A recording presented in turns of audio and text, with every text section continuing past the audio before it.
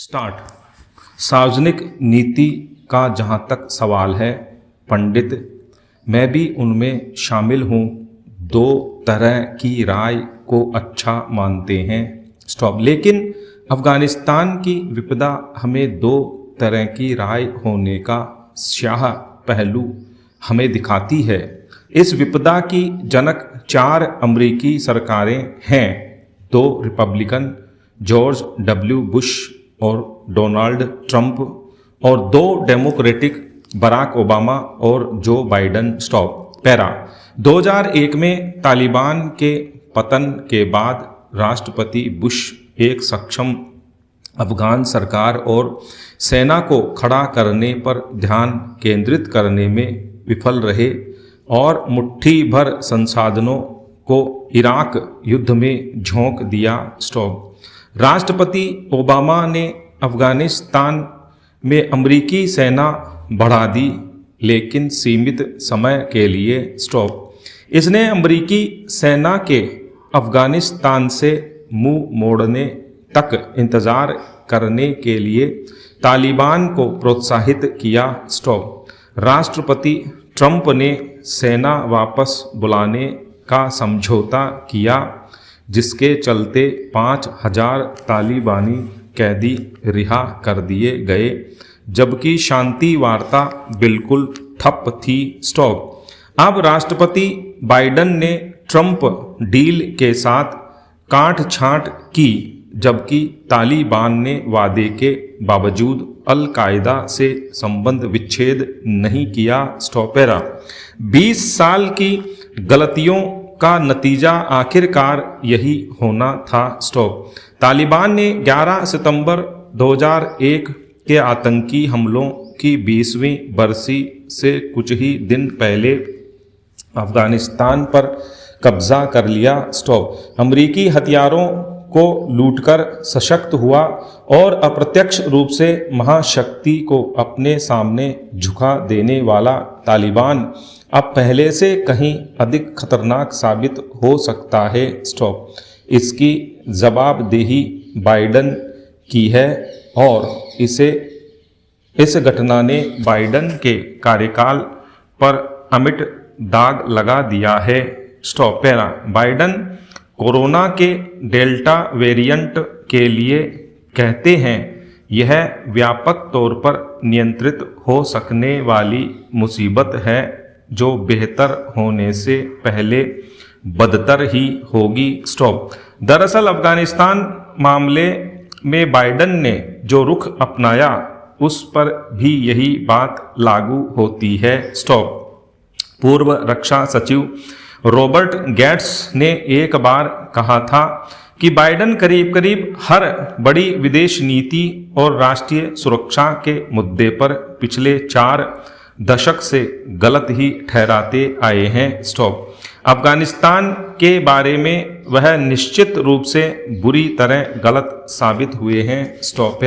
याद कीजिए, 8 जुलाई को बाइडन ने कहा था तालिबान उत्तरी वियतनामी सेना नहीं है। स्टॉप। ऐसा कभी नहीं होगा कि आपको यह देखना पड़े कि अफगानिस्तान के दूतावास की छत से लोगों को लिफ्ट करवाया जा रहा हो। स्टॉप। ठीक 38 दिन बाद दुनिया ने देखा कि अमेरिकी हेलीकॉप्टर काबुल में अमेरिकी दूतावास को खाली करवा रहे थे। स्टॉप। साइगोन 1975 के पतन के बाद से यह अमेरिकी विदेश नीति की सबसे बड़ी विफलता है। मौसुल इराक के पतन से भी बुरी और 2014 में इस्लामिक स्टेट से भी, जो ऐसी नाकामी थी जिसको कि टाला जा सकता था यदि अमेरिका इराक में अपने कुछ सैनिकों को तैनात रहने देता। स्टॉपेरा। अपनी इस विफलता पर जवाबदेही से बचने के लिए बाइडन ने शनिवार को जो बयान दिया वह पूरी तरह गले नहीं उतरता। स्टॉप। उन्होंने इसका दोष पूर्व राष्ट्रपति ट्रंप पर डालने की कोशिश करते हुए कहा कि उन्हें 1 मई से पहले अमेरिकी सेना की वापसी का समझौता विरासत में मिला। स्टॉप। माना कि यह समझौता बहुत बुरा था, लेकिन यदि तालिबान इसकी शर्तों का पालन नहीं कर रहा था तो बाइडन के पास भी पीछे हटने का विकल्प था। स्टॉप।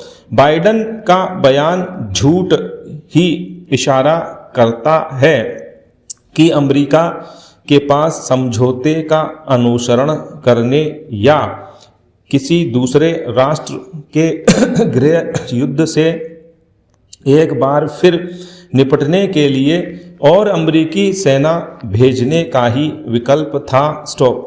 मानना ही होगा कि अमेरिका को अफगानिस्तान में और सेना भेजनी चाहिए, ऐसा पूरी गंभीरता से किसी ने भी नहीं कहा। स्टॉप। मौजूदा घटनाक्रम से पहले अमेरिकी की उपस्थिति तनावपूर्ण संतुलन बनाए रखने के लिए पर्याप्त थी, जिसमें कम से कम हर शहर का नियंत्रण सरकार के ही हाथों में था। स्टॉप। वह संतोषजनक नहीं था, पर अब हम जो देख रहे हैं उससे काफ़ी बेहतर था। स्टॉपेरा। अमेरिकी सेना 70 सालों से जर्मनी, जापान और दक्षिण कोरिया जैसे देशों में तैनात है, और तो और इराक में भी अमेरिका बिना किसी विवाद के ऐसे ही मिशन पर है। स्टॉप। 2500 अमेरिकी सलाहकारों को यदि वापस नहीं बुलाया जाता तो क्या हो जाता। स्टॉप। बाइडन यह कहकर नहीं बच सकते कि वह संभावित परिणामों से अनजान थे, क्योंकि अमेरिकी खुफिया समुदाय ने उन्हें पहले ही आगाह कर दिया था। स्टॉप। बाइडन को अपने शेष कार्यकाल के दौरान इस अनहोनी से उपजे गंभीर संकटों से जूझना पड़ेगा। स्टॉप। राजस्थान में मानसून के साथ ही तबादले का मौसम भी है। स्टॉप। राज्य सरकार ने पहले 14 जुलाई से 14 अगस्त तक ही तबादलों की छूट दी थी, लेकिन अब विभिन्न विभागों, बोर्ड, निगमों और स्वायत्त शासी संस्थाओं में तबादलों पर छूट की अवधि 15 सितंबर तक बढ़ा दी है। स्टॉप। सब जानते हैं कि तबादलों में छूट की अवधि न बढ़ती तो भी हमेशा की तरह पिछली तारीखों में सूची जारी होने का सिलसिला जारी रहता। स्टॉप। फिलहाल तबादलों को लेकर 3 पहलू महत्वपूर्ण हैं। स्टॉप। पहला यह कि कोरोना महामारी और तीसरी लहर की आशंका के बीच तबादला मेला आयोजित करने का औचित्य क्या है। स्टॉप। दूसरा बड़ा पहलू है हमारे यहाँ डिजायर सिस्टम का होना। स्टॉप।